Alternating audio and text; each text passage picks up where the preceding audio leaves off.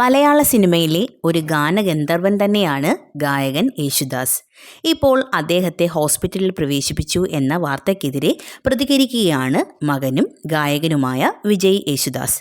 രക്തസമ്മർദ്ദത്തെ തുടർന്ന് ചെന്നൈയിലെ ഒരു ആശുപത്രിയിൽ യേശുദാസിനെ പ്രവേശിപ്പിച്ചു എന്നായിരുന്നു വ്യാജ വാർത്ത.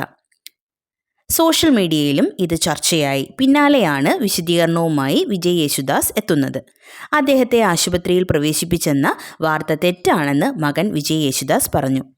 എങ്ങനെയാണ് ഈ വാർത്ത വന്നതെന്നറിയില്ല. ഇപ്പോൾ അച്ഛൻ അമേരിക്കയിലാണ്. അദ്ദേഹത്തിന് പറയത്തക്ക ആരോഗ്യ പ്രശ്നങ്ങൾ ഒന്നും തന്നെ ഇല്ല. അദ്ദേഹത്തിൻ്റെ ആരോഗ്യത്തിൻ്റെ നിലയിൽ ആശങ്കപ്പെടേണ്ട ഒരു കാര്യവും ഇപ്പോൾ നിലവിലില്ല എന്നും വിജയ് യേശുദാസ് പറയുന്നു. ആശുപത്രി വൃത്തങ്ങളും വാർത്ത വ്യാജമാണെന്ന് സ്ഥിരീകരിച്ചു.